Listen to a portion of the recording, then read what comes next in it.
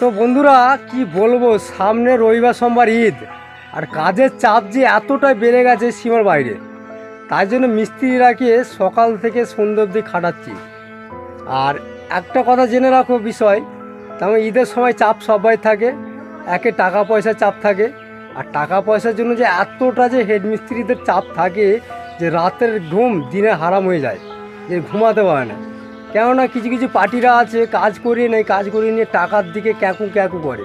তো এইসব পার্টিরা বুঝে না, তো পার্টিটাকে বোঝা দরকার যে হ্যাঁ কাজ করিয়েছি ভাই, 7 টাকা দিয়ে মিস্ত্রিদের হাসি মুখে বিদায় করব। কিন্তু কিছু কিছু পার্টি আছে ওই সব কিছু বুঝে না। এক্ষুনি যদি 10 বস্তা সিমেন্টের দাম কমে যায় না, এক্ষুনি হাটবাস থেকে নিয়ে চলে আসবে, তখন পয়সা জুটে যাবে। আর লেবার মিস্ত্রিদেরকে যে পয়সা দিতে কত গায়ে লাগে সে আল্লাহ ছাড়া আর পার্টি ছাড়া কেউ জানে না। এইগুলো করা ঠিক নয়, এইগুলো কেউ কাউকে কখনো করো না, তবে যে জিনিসটা ভালো হয়।